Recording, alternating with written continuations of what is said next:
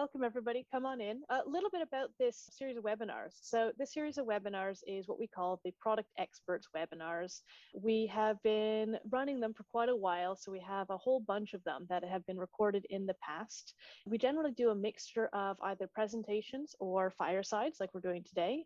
And we always invite these amazing experts, and they always come with these excellent insights that they've gleaned from their years of experience. And these webinars are always with a focus on the content. So today's going to be about learning and sharing and understanding how different product experts from around the world work.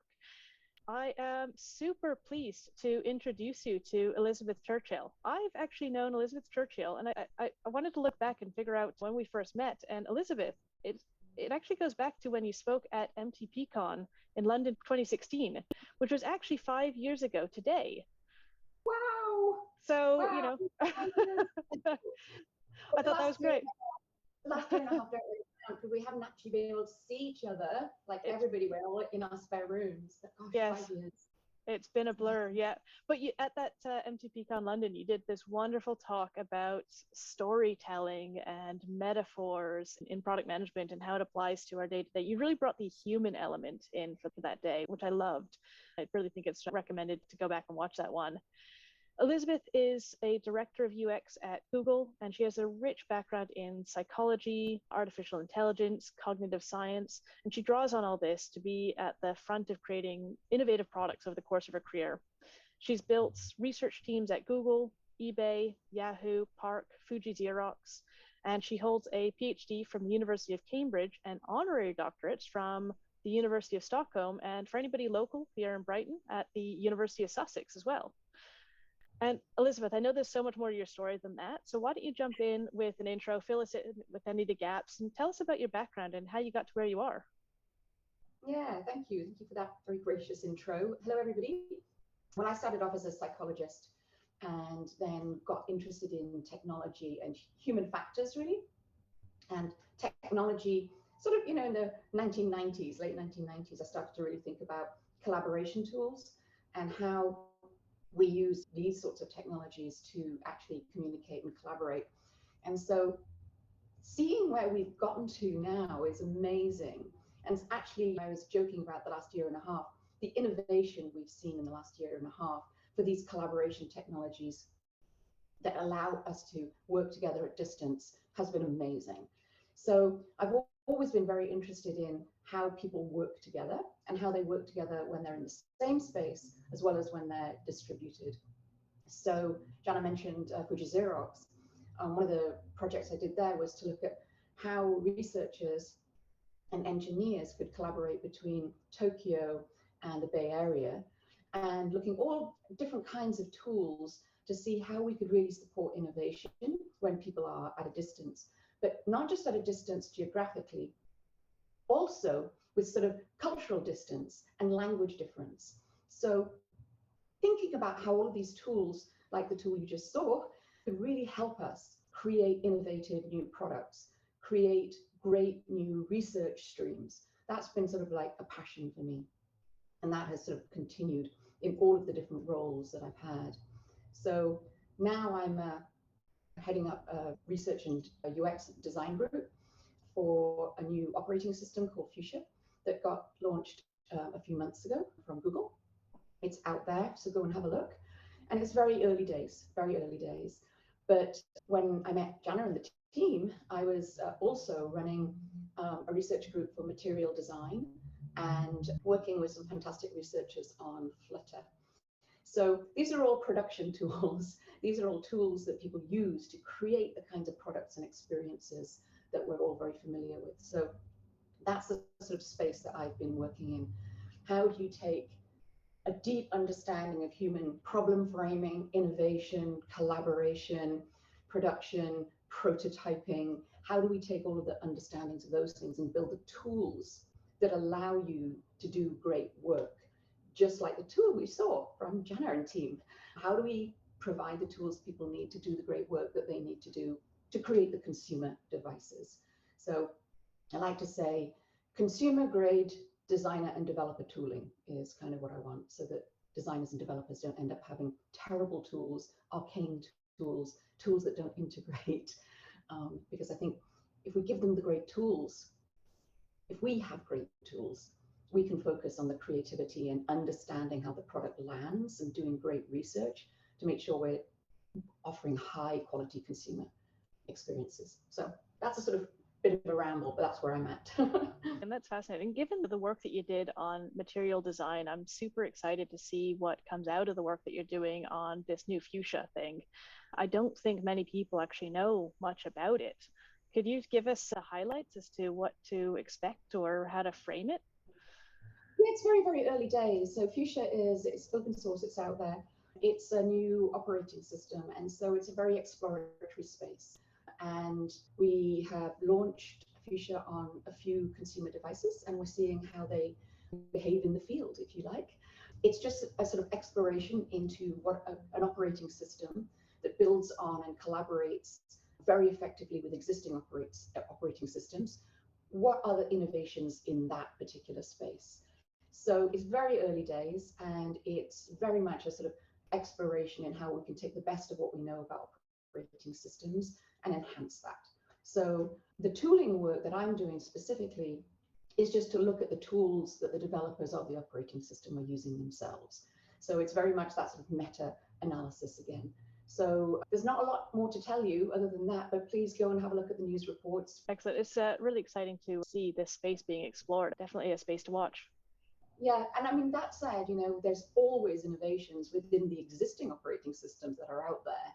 There's very active work going on within this whole space. It's just that the sort of what's the new twist, what's the next thing, we're exploring with our collaborators. So there's always innovation going on, but it's under the hood. So as consumers, we often don't see it.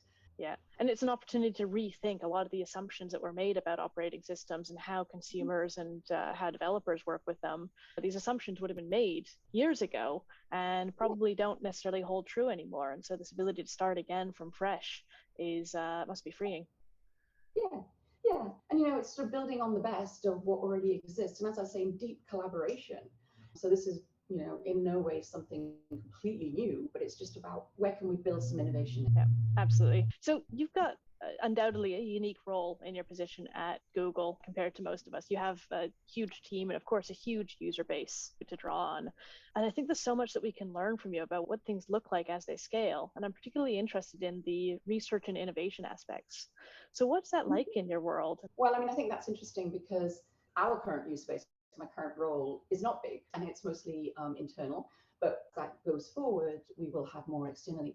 But more generally, if I think about something like material design, which has a big user base, in that space, scaling was sort of very interesting because one of the things that we did with research there was very early set up a sort of analytics program. So one of the things we did was to say, hey, what is the sentiment out there? So what are people saying about material design? And so one of the members of the team, when we were building that, Jude Yu, he built this sort of program where he prototyped a lot of going out and looking at Twitter. He had a look at sort of Git and like comments there. He basically went out and got data sources around all of these different ways in which material was showing up externally. And then we would take that information in and we would start to look at how material was landing with our external developers. Internally, we would do interviews and we would have panels to find out a little bit more about how material was being used internally. In addition to that, we were doing a bunch of research on the specifics of the components and whether they were usable or not. So the scale there was to use Amazon Mechanical Turk and put experiments out and have people try out components. And a chap called Michael Gilbert drove that program. So we scaled research by using existing platforms internally and externally to get feedback on the quality of the product, the components, etc., the quality of the guidelines and how they were landing. And then we would also look at the sentiment externally and how things were landing, and internally through interviews. We also had a program called Happiness Tracking, which is like a little pop-up which would ask you how you're doing on the external site. And Abel Hamilton ran that program and continues to. So we scaled our understanding of the design system through these mechanisms and through surveys and so forth, then brought those learnings back in, worked with the amazing design team and the writers to create the content. and just have this continual, I'm sure you're all recognizing this, iterative evaluation of how material design was performing in different contexts. And then the promotion, there's a fantastic team who did a lot of promotion through conferences, writing, the Google Design blog. Then you start to sort of scale out the influence, but always in tandem with this evaluation process to see how things are landing. So interestingly, I mean, I think that's very much like launching any kind of product. And so adapting a multi-methods approach to understanding what was going on and knowing which method to use. And back to that thing about the problem framing of what are the questions we need to ask. That was something that we just routinely did. And so when people say to me, oh, is it a bit different working on a product or a platform, like a design system or like working with developers, there are things that are the same and there are things that are different from doing consumer experiences. So we didn't really have that, ability of, hundreds and thousands of users are going through a particular workflow and it's the same workflow or the same critical user journey, say onboarding or paying or whatever. But what we did have was audience segments and critical user journeys, CUJs, that would be for different kinds of designer or different kinds of developer. And the term that Jude has coined for this is constituencies. So you can think of them as segments, but by thinking of them as constituencies, we're starting to really think of them as, groups of people who have different needs, who use the tools in slightly different ways, and who are sort of learning and growing and changing. So a very sort of dynamic space. Because we also sort of want to get people going from, potentially using a little bit of material design to a lot more, growing their engagement. So, I think you'll probably see there are some things that are similar, and there's just some slight differences when you're doing this platform kind of approach. Absolutely. And I love that you shared some of your actual tactics, how you scaled some of your testing methods and whatnot. And one that stood out to me, because I hadn't always thought about this, is something that you could use for this, which was Mechanical Turk. And I'm not even sure everyone actually knows what Mechanical Turk is. To get everyone up to speed, do you want to give a little bit of background as to what that is and how it worked? Yeah, so it's a platform. Basically, you essentially crowdsource participants to come and do your tests. Basically, what we did was we would create prototypes, which were sort of clickable prototypes. And Michael Gilbert was the genius behind a lot of this. And then you go out and you recruit people and you pay them a certain amount to go through a certain set of tasks. So it's very much like a lot of services that are out there where you can actually go and have a company do this for you. But we were just doing this in-house because we had these components that we were building and trying out. And I think there's a couple of talks out there where Michael's work on text fields in particular, where we prototyped this technique, was very, very influential on what we did with text fields in material design. So basically, you can use the platform to get hundreds and thousands of users to come in, or a few if you want, and do the tests. And so there's scale again. You have a lot of people trying something out that's innovative, that's new, that isn't completely robust. It's a prototype. We work with some of the brilliant designers to sort of think about what are all of the parameters of a text field that you could push. And then we came up with all of the conditions where somebody would go through a different flow as a participant. And there were something like 144 different conditions that you could go through if you looked at the weight of this text field box or where the label was placed. And we had them go through these flows, and then you can see where people clicked, and then you can do a little qualitative evaluation of how they felt about something. So it's just a very powerful platform if you have a prototype. And if you want to do something in-house because you don't necessarily have a prototype you can share externally with a company that does this.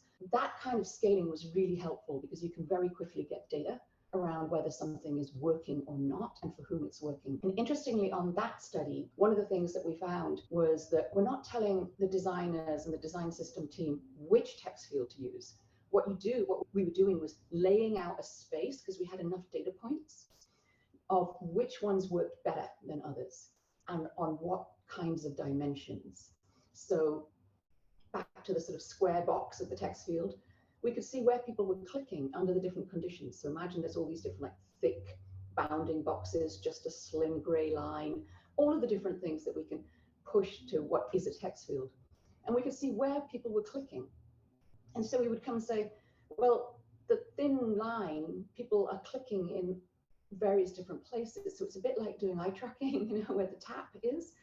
But if you have this kind of text field or this, within this space, these ones are where we actually hypothesized and wanted people to be clicking. So the platform allows you to have all of these different versions, and then you can sort of try it out. Does that make sense?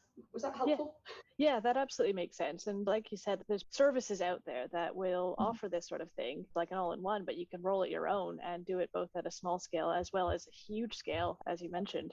And I guess as you scale, it becomes much more cost effective if you create a system by which you can, roll your own. And it sounds like you found a way to do that.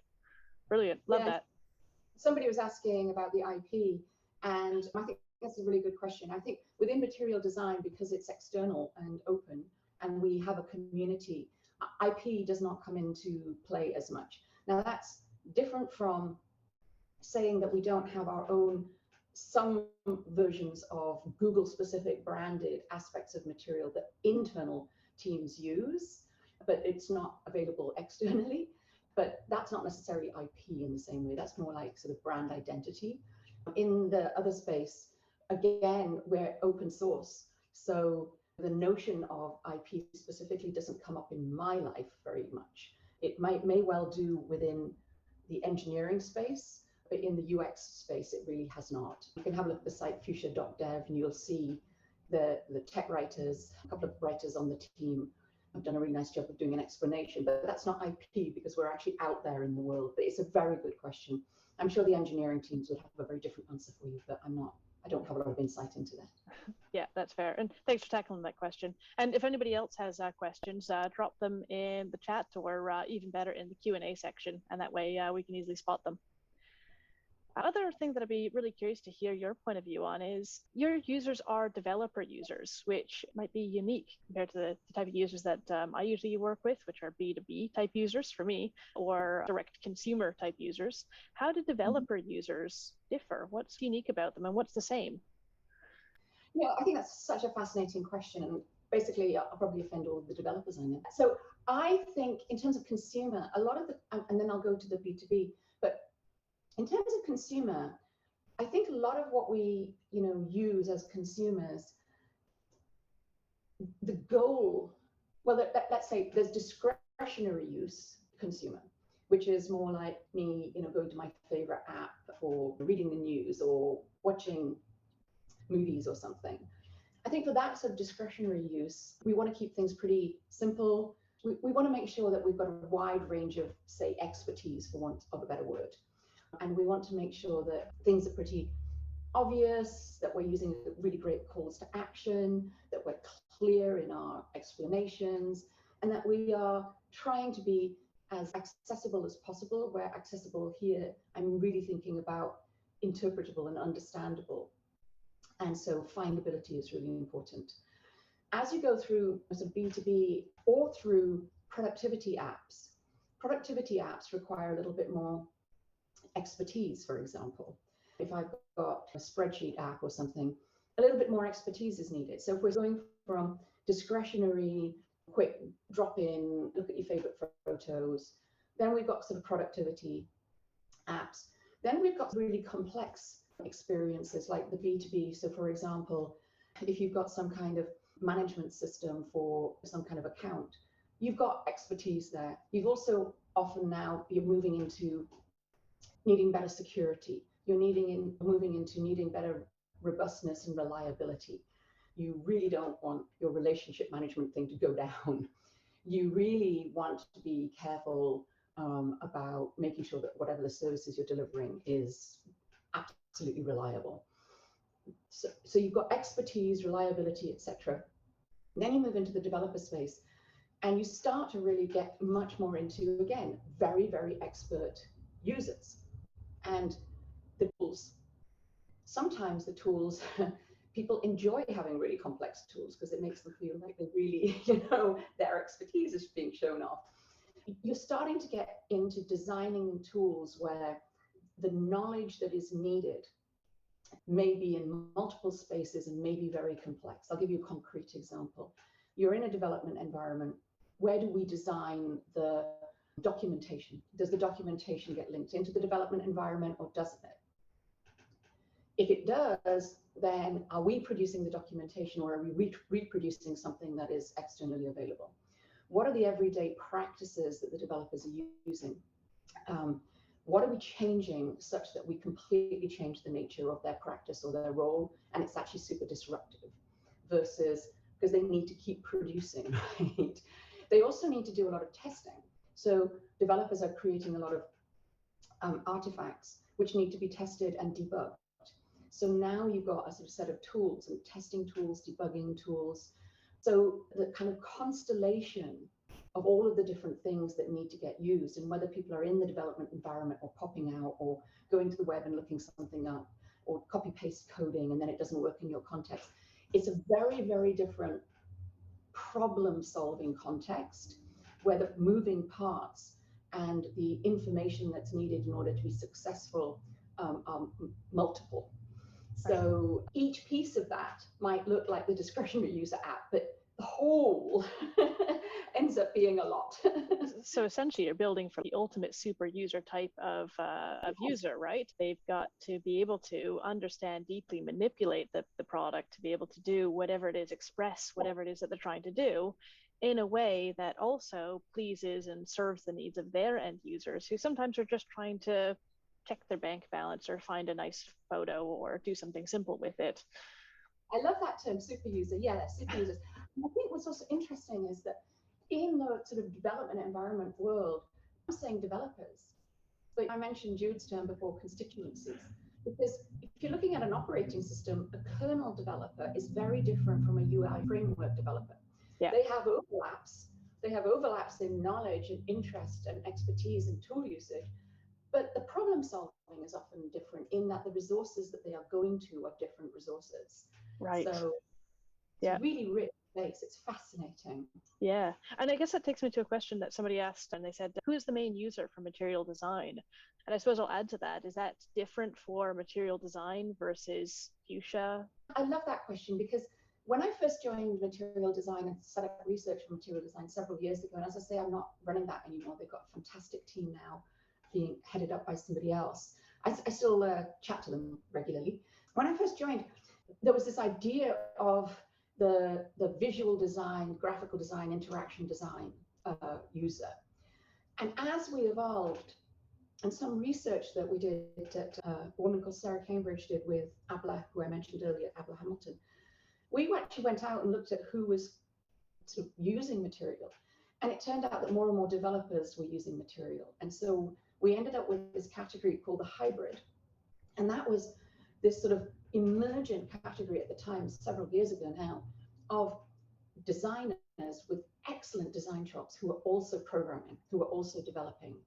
So there were these sort of hybrids who have some programming chops, who want to actually work with code, and who want to take the amazing visual designs into code. And back to the thing about tooling, we now have so much better tooling for being able to do that, to cross what was a chasm from, you know, here's my visual expression, I hand it over to you, and it's like a mock, and then you implement it, and then we go back and forth and try and get it to where my vision was for it. But these hybrid folks are people who have great visual design, great interaction design, and they want to code. So over the period that I was working with material, and much more now, they've really invested a great deal in providing that code.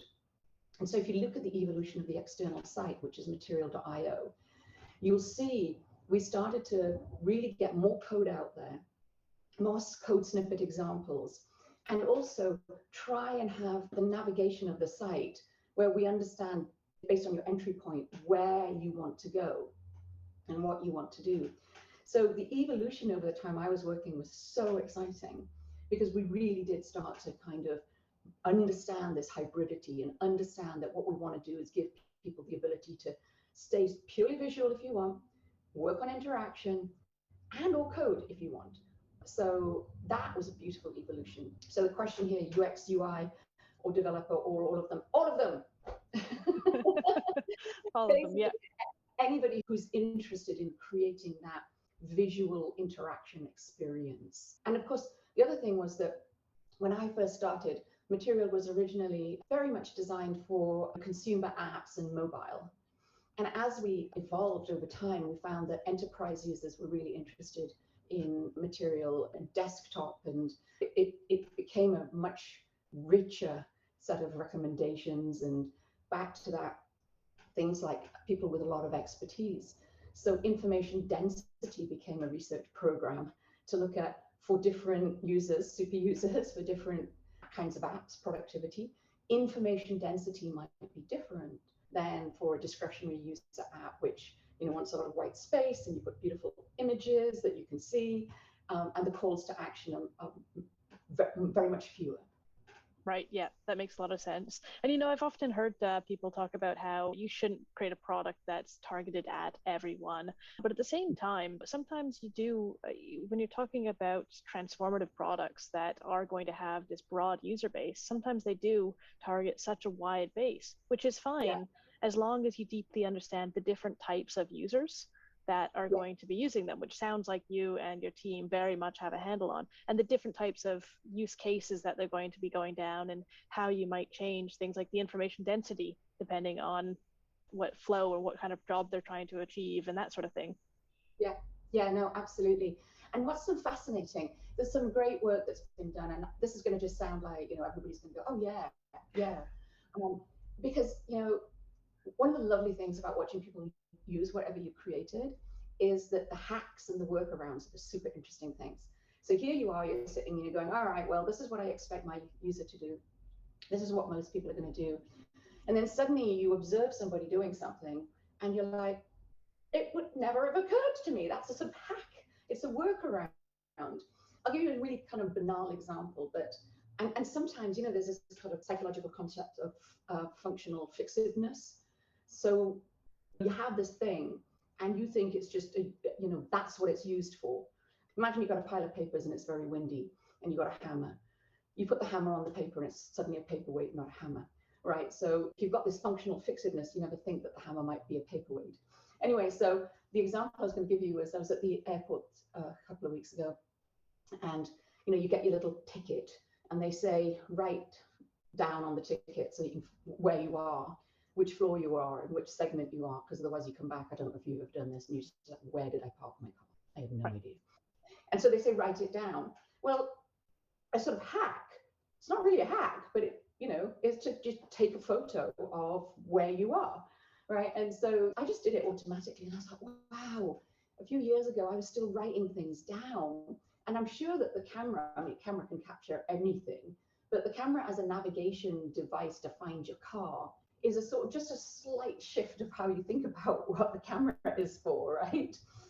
And I think when you have a product and you see somebody using your product in an unusual way, you're like, oh, that's a real opportunity for some kind of innovation. And so back to your point, there's a whole segment of users out there that I didn't even know about, who I could actually sell hammers to as paperweights. I don't know.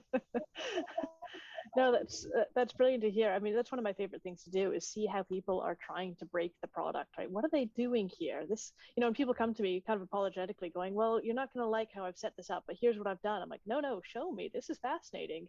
Because, we've learned so much from seeing how product people change the way that they work, and we've adjusted the product around that based on what we've learned from other people. So, it's great to watch and understand and take that back seat as well. Let them guide and show you what they've done, and never make them feel like they should apologize for what they've done, because what they're doing is they're solving a problem with the tools that they have. And sometimes what they have is a hammer, and that hammer is just going to be the paperweight, and that's fine. People will innovate. They will find innovative ways to use things, and sometimes they'll use your tools and show you interesting ways that you can solve problems, or even new ways of finding value. Yeah. One of the things I love is that people have told me that, working with developers, they were going to be like very opinionated and not be interested in what other people do because everyone's a special snowflake. And that is so not true. My team has been working with these amazing developers, and when we show them how other developers are using the tools that they've created for other developers, they are fascinated. And so, that will my user like what I've built? I think it's not everybody, but more people have that feeling than don't, actually. And so, I just found it an absolute joy working with developers because they're fascinated by design and research and how what they're building can be better for others. And it's a fantastic partnership. And I did not expect that because I thought, oh, they're going to be grumpy with me saying that what they built isn't working, but not. It's really, really, really great. Oh, that's great. That's wonderful. And so what does it take to work in developer tooling? Does somebody need to have a development background themselves to work with developers and to work in this sort of space? I mean, I think it helps. I think it helps because you have a different kind of empathy. But I think if you don't, what you're bringing is fresh eyes and novelty to something. And so you're looking at the complexity and saying, you can reach more people by being less complex. I'll give you another example. The external site that we have a couple of tech writers who have been really working on making the language plain.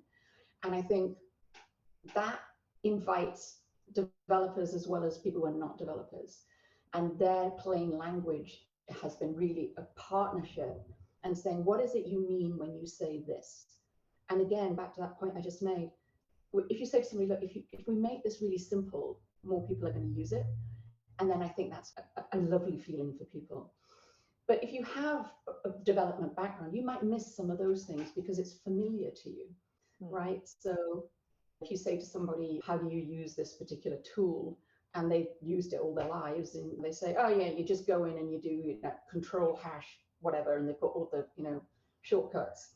But if you ask me, I would go like, well, why do you do that? What does that mean? And I think we underestimate how inviting it is when something is simple. And we underestimate how a naive eye can actually really turn something around and make it better for everybody. And so having a development background, I think, is helpful for the empathy, but it can stand in the way of seeing a problem. And if you don't have a development background, you can often feel like a stranger and out of your depth and overwhelmed. And it's really important to not have that make you feel negative about yourself. So I don't have a development background. I mean, I have done coding in various ways. I've certainly built websites, and back in the day, I was doing sort of little AI systems. I've done analytics, but I've never built a system. I'm not a software developer by any stretch of the imagination, but I find it absolutely fascinating. And so bringing that lens of being really curious about humans and people and what the tools are that they need, that's the most important passion and skill to bring to me. So essentially, like any sort of skill, you got to be passionate in trying to help them solve the same sort of problems that they have, right? You've got to be interested in helping them meet their goals, which doesn't require you to have the same problems that they have, just be able to empathize with them. I get that question a lot is, do you need to have a development background to work in product management? Which, no, I think everyone knows that nowadays. You don't need to be a developer to be a product manager, but it does help to have what I call a sense of humor in line with the development process. To understand that sometimes something that looks simple is not straightforward, to understand that sometimes things are complex, and to be able to bounce something off a developer and have good conversations with them, not necessarily about the complexity, but just to be able to empathize with them and work with them to map out and talk tech about what's going on in their space. And if you ask them to explain something, right, map it out, put it on a whiteboard, any good person would. And you can understand so much if you break things down into smaller pieces, which is no different than if you're working with, I don't know, vets. Like, you don't know how to work on animals, but that doesn't stop you from being a product manager for a vet, for example. Right, exactly. Someone was asking you, what advice would you give a user researcher to speak more in the language of business outcomes? Work with your PMs. Work with your product managers. Be really, I mean, that's such a great question, because, there's that classic exercise to do, that, the many hats, where you've got your research hat on, your PM's got the product hat on, and the PM is really thinking a lot about the business and the landing and what the measures and metrics. And so you've got so much to offer each other, because you're both basically researchers trying to think about what the data is that is needed in order to, back to your point a minute ago, get the goals achieved. As a researcher, your goal is to deeply understand the product in use. So it's not as much about the user as in use. And then you can come and say to your PM, hey, I know we've got this measure here, which might be daily active use. It's not the right measure, because actually what we should be measuring is whatever it is you've come up with. And then you can start to say, well, if daily active use was our measure that we were thinking about in terms of audience and scaling and growth, which comes back to the business, oh, maybe it isn't that. It's actually whatever it is that you've come up with. Maybe it's not daily active use of the actual product. Maybe it's the click-through rate on one particular aspect of the product. So always be in dialogue with your PMs and your PM partners, because they are looking at the product through a particular lens. You are looking at the product through its use lens, and those two things need to come together and be in constant dialogue. And I think it's really important to have these different hats and to know that you might well be under competing incentives, but it is everybody's job to understand that these incentives are understood to be potentially competing, and then understood how alignment comes about and how you do testing in the field to figure out if there are competing incentives and competing values, which one do you want to really invest in. So that comes back to the storytelling talk that I did ages ago, 5 years ago, which is you've got different storytelling skills, and it's almost like having a different genre of the story. And what's really important is when those two stories start to come, not in conflict, but be evaluated to understand which is the alignment that you need. So that's what I would recommend. Yeah, absolutely. And I love that you're speaking to alignment. And to add to that, I would also recommend making sure that you've got that alignment across the business as well. And this actually echoes something that we talked about. We had Joe Leach on the webinar with us a couple of weeks ago, and he pointed out, he's like, well, a lot of these companies I talk to, they can't get their outcomes aligned because their business strategy isn't set. And so you need to take it up a level to the bosses, to the execs, and figure out what is it that we're actually trying to achieve before we start breaking it down into these metrics. Because ultimately, if we end up trying to just, you run off and do this metric and I run off and do this metric, they're going to end up overlapping or clashing or pulling in different directions if we don't have that alignment from above. Such a great point. And what's shocking to me is you can have a very small team and not be aligned because people aren't actually talking. And so we think of this as a giant company problem because it's like you just get lost in the big company. But actually people aren't talking and aren't being honest and aren't having those very polite but crucial conversations, which can be deeply uncomfortable. If you don't have a space of psychological safety to actually uncover those things, and you don't have an inquiring mind to be able to ask and probe, that functional fixativeness I was talking about, is, people get into their tracks and they just, they don't see that they're making all kinds of assumptions. Right. So, having that space to really push on those things. Yeah. We've been doing these things called assumptions workshops. So there's a woman on my team, Paige Pritchard, and she has been running these assumptions workshops with some of our developers. And she just says like, why do you think that? What do you think, the user is going to do? Why do you think that? And just in a very gentle way, in a very collaborative way. But I love that unpacking, but, creating the psychological safe space where people can probe like that, I think is so important.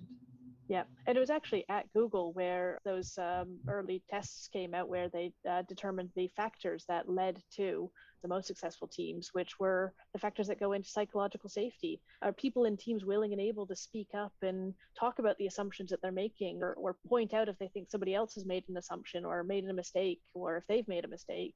These are just critical factors, but they're tiny little cuts that you don't really notice. The difference between somebody saying, I thought about something, but I didn't speak up about it, versus somebody going, I'm just going to call BS on that and just say something, is huge in the long run for companies, both large and small. And so I love the concept of these assumptions workshops. Are these something that are run on like a regular cadence, like a retro, or are these run like ad hoc? How do these work? I think right now there's a program of them, but they're not that frequent because we're very short-staffed and all the rest of it. But usually what she's been doing is running them when there's a big decision about to be made. So where are we going to invest in the tooling? What do we think the readers of the documentation already know? What are the assumptions you're making about who those readers are and what they know? So where there becomes a sort of open question around making a decision on pushing forward on something that's being designed, whether it's documentation or tooling, just saying, all of the people in the room, who do you think you're designing for? What are the assumptions that are behind this? One of the ways that I want to do more of this is to make assumptions around accessibility. So back to accessibility, but a different kind. Here, there's the knowledge-based accessibility, but in terms of readability, vision impairment, in terms of what are the assumptions you're making around the capabilities of the person who's going to use whatever it is that you're creating. And those capabilities might be situational. We often talk about vision impairment as being of the user, of the person. But when you think about trying to look at your phone while you're in the car, there are things that you can't do there, which is why you talk your texts or whatever. Yeah. I don't do that either.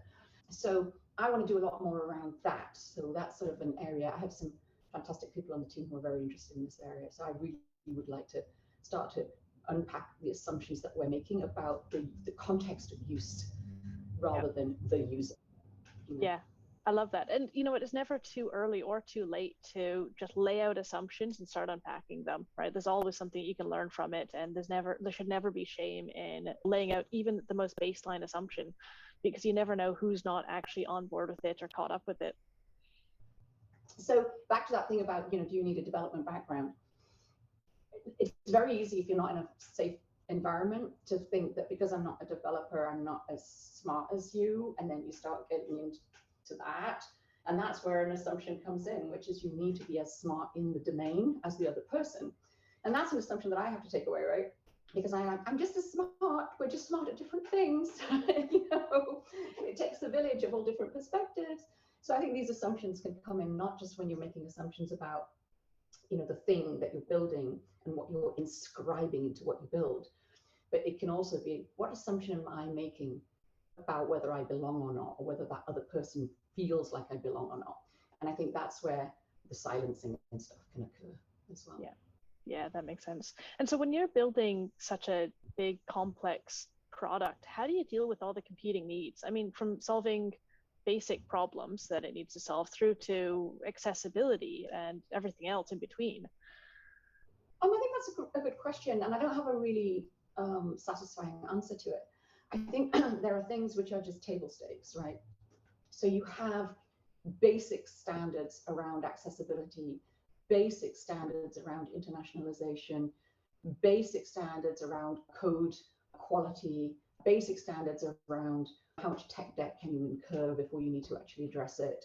And then so there are table stakes, and then there's that sort of gray area of, are we going to just do the table stakes around this, or are we actually going to really be excellent and innovate in this space?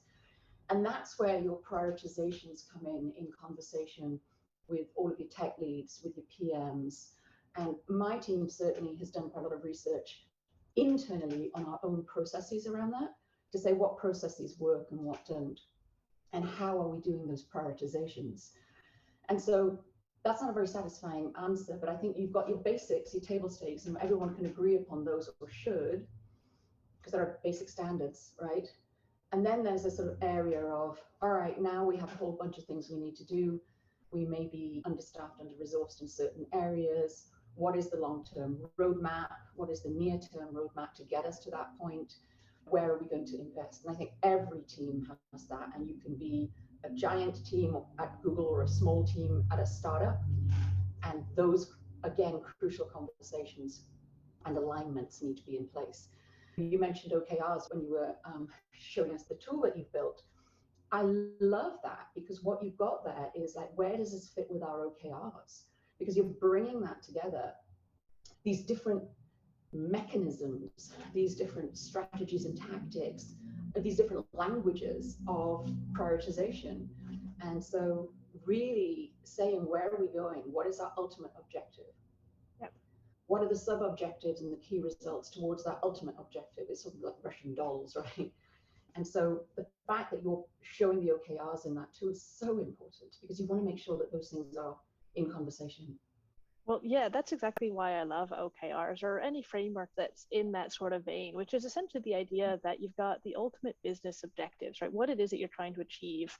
And that should all be pointing you towards that vision, right? The ultimate company's vision, what it is that it's trying to be.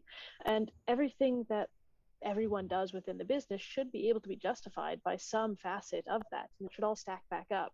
And you should be able to take your OKRs and play them down and see that, okay, this is what everyone's doing. And you should be able to play them back up.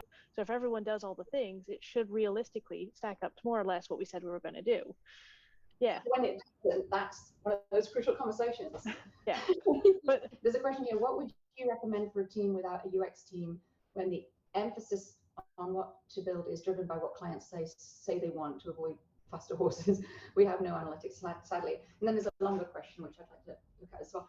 I think this question is a great question, but you know, there are so many amazing resources out there. So you might not have a UX team, but please, the problem framing that you can come, if you can get your clients to frame the problem slightly differently, and if you can look at what resources there are that they can turn to, it becomes a kind of educational consultancy. Now, you may have clients who are completely resistant, and so this is down to your persuasive powers, really. But there are so many resources out there. And so I think about how you can help them the problem or the question into such a way that either they ask for the UX, or you can make recommendations from resources externally that they may want to look into. But it's a very tricky situation, and it really depends on who those clients are and how intransigent they are. So yeah, I'm sorry you're in that situation. It can be very frustrating. And then there's a unique problem. Users have been using the same product for 10 to 15 years to the point where it's from muscle memory. Yes, indeed. New product. Ethnography is based on newcomers and working remotely. Yeah, I can see that. How do you reduce the friction and ease the acceptance? I think that's a hard question. I think what one might be able to do is if there's a way to kind of separate out a little bit into what essentially looks like two products, not quite, but you know. And so by showing the value to a few people and advertising the use cases and the successes and the testimonials, and really using some platforms to talk about why this is better in terms of a work practice, so you can showcase how the change in practice is actually of value to the existing user base. If there's any way that you can do that, and it might be, you know, creating a small panel of existing users where you're also sort of introducing them to the hand-holding a little bit. So I think just changing will lead to this disruption. But if you think you're going in the right direction, use any mechanisms that you have, whether it's written, you know, videos showcasing testimonials, hand-holding people into the new practice to show them the value. It just might take a bit of time. The one thing I would say don't do, one of the companies that I work for, which shall remain nameless, rolled out a new product. It was a new version of an existing product and had exactly what you're talking about. And the existing user base was very vocal, but also, frankly, engagement was quite down. So what they were using the product for was minimal. There was no growth, but they were very vocal. Whereas there was this new opportunity for a completely new audience, which was where the engagement was through testing much, much, much higher and likely to sustain more kind of loyalty and value across many more of the features. Anyway, so the team there, because of the vocal nature, rolled back to the original version, and that product is now completely gone. So don't do that. So there's a lesson there, absolutely. Excellent. Well, thank you so much for handling those questions, and thank you so much for taking the time to chat with us today. I realize that there's a few questions that have come in very last minute here, but we won't have time to get to them today. But Elizabeth, thank you so much for taking the time to join us today. You've been absolutely wonderful to chat with. For everybody, thank you so much for joining here today. The talk here today has been recorded and it is going to be up on our YouTube channel. You will be able to see a copy of the video and the transcript up on our site. Keep an eye out for that next week. And the next webinar, our next product expert webinar, is going to be about embracing agility in an organization built for predictability. And that's going to be on October 14th. It's a Thursday, same time, same place. And that's going to be with Emily Tate, who's the managing director of Mind the Product. So see you all back here again. Come again, bring your questions, bring your chat, and I look forward to having you back here again. And Elizabeth, once again, thank you so much for joining us. Good to have you all here. Thank you, and thank you for the great questions, everybody. Take care. Wonderful. Thank you. Goodbye.